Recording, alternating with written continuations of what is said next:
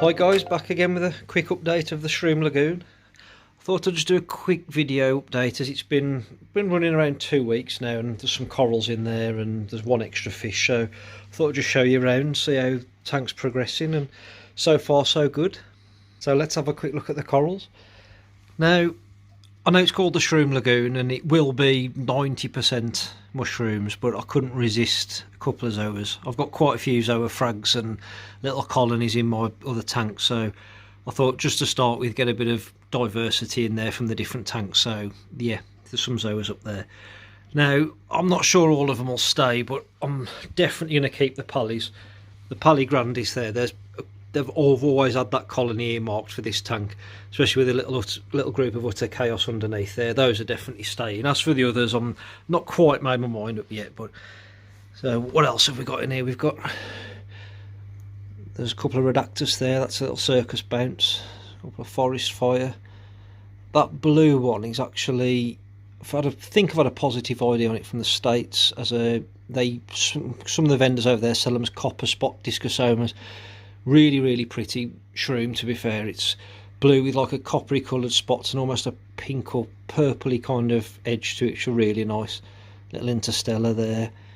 I've got a couple of recordias. I'm hoping this sort of arm of the scape here, it's going to be recordia floridas down to here, and then a few humas at the bottom. These are nice, like a goldy rainbow coloured huma. As you can see, there's bits of algae popping up and a bit of diatoms on the sand, and that's an old bit of rock. But yeah, it's nothing I didn't expect from a new setup. I've actually had another bag of pods today from Reef Phyto, so hopefully that'll help a little bit. But the system's just mature and it's all doing great so far. As you can see, little mollies following me around. These are little characters. You can't see it against the black background, but obviously if I go around here a little bit, you should be able to see it. Cracking little fish. Acting as a really good dither fish as well. I don't know if he's a bit shy, but I'll try and get him on shot. I've wanted one of these for a long time. It's a pink streak wrasse. Small, peaceful, friendly little guy. Always active. Yeah, perfect little tank for him, really. He will have another wrasse tank mate in it, which will be a little possum wrasse, which I've got in another tank, which I'll move over in the next week or two, but there's no rush for that.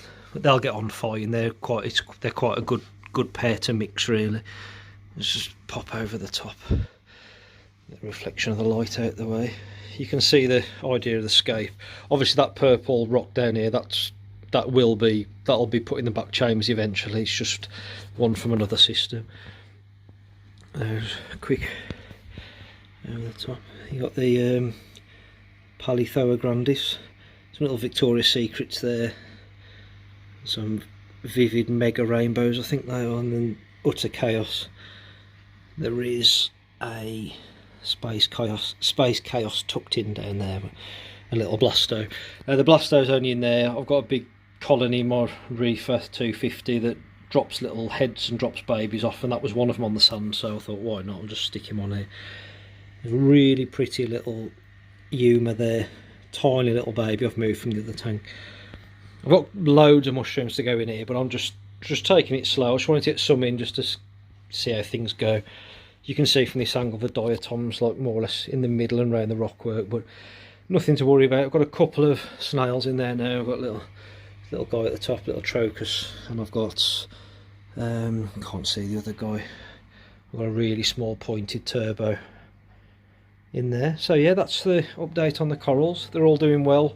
Not had any issues with any of them. Just put them in and they've just carried on as if, you know, as if nothing's happened. No change from the other tanks really. So zoas there slightly stretching for light, but I do expect that. I'm only running the Radion at the moment on about 30%. So yeah, there's not there's not a lot of intensity in here. So I don't expect the zoas to look their best to start with, but we'll see. Just see how they get on. Now, while we're talking about the Radion, I've never actually run a tank LED only, other than Kessels, but both my systems run, one runs Kessels and T5s, the other one's another Gen 5 with T5s as well. So obviously I've never really noticed the shimmer, disco ball effect, whatever you want. I'm used to Kessels, the colour blend's immaculate, there's never had a problem. I got to admit, when I put the sand in this and I was running this, I could see like static lines, like, you know, what people call the disco ball effect on the sand. So I did pick up a little, they just snap on, one of the diffusers. I don't know if you'll pick it up on the video. At this intensity you probably won't. No, you can't really see, but you know, that's all it is. Just magnets on, you know, simple as you like. Really, you know, great design actually, to be fair. I know a few people have said they're weak and they fall off, but these are solid. So whether mine just got updated magnets or something slightly different, but it's you know, great, no complaints. And the look of the tank's so much better with it. I'd recommend them to anyone. At least try one if you can, or if you've got a Gen 5. I've got a Gen 5 my other tank, and I didn't really think much of it, but after buying one of these, it's a no-brainer. So yeah, that's the tank, guys. That's the yeah, it's 2 playful mollies there, doing really well. And the little wrasse. So there's just the 3 fish at the minute, 2 snails, and the corals that I've showed you. So thanks for watching. I'll quickly just touch on the other bits and pieces I've done with the tank equipment wise, which isn't a lot. So we'll leave this there, and then we'll just jump in the cabinet and I'll just show you what I've done in there. Right, equipment wise, everything's pretty much the same. I've turned the flow and the auto top off, that's why there's no lights on there, just for the video.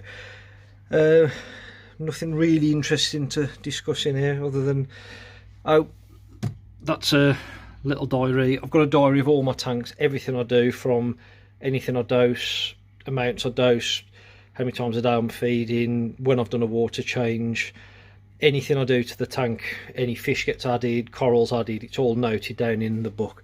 It might seem a bit geeky, and it probably is, but you know, over the years it's come in really handy a few times when you've got a problem.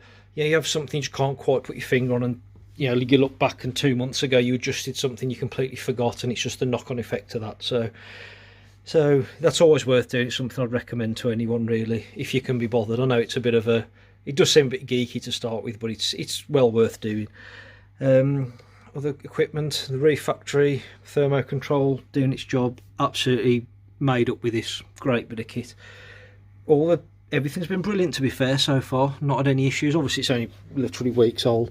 Here's my little DIY auto top-up container. I am going to get a glass one made of something a bit prettier than an old citric acid tub, but at the moment it's doing the job. Battery backup, that's one thing I've been thinking about. I can't quite make my mind up what I want to do. I do want to put a power head in, but I don't need much flow, and I don't really want to spoil the look of the tank with a bigger power head, and I haven't got that many options. I'm looking at options of putting the return pump on a battery backup, but I can't quite get my head around that yet, so I'm looking into it. But for the meantime, I know it's not automatic, I know it's not going to help me if I'm not here, but these are always handy to have. You know, a little battery, just run on 2 D style batteries, hook on the tank there, drop in. You know, they've got me out the crap at times. They're not, again, you know, they're not going to switch on if I'm not in. It's not going to help, but the handy thing to have. And if you have got one, like, it took me a while to find this, to be honest, because it was tucked away in the garage in one of my many boxes of fish stuff that I'm sure we all have. So I thought, drop it in there with the batteries in. If I am in and the power goes off, until I've decided on the battery backup, I can just drop that on the tank and job's a good one. Towels, yeah, self-explanatory.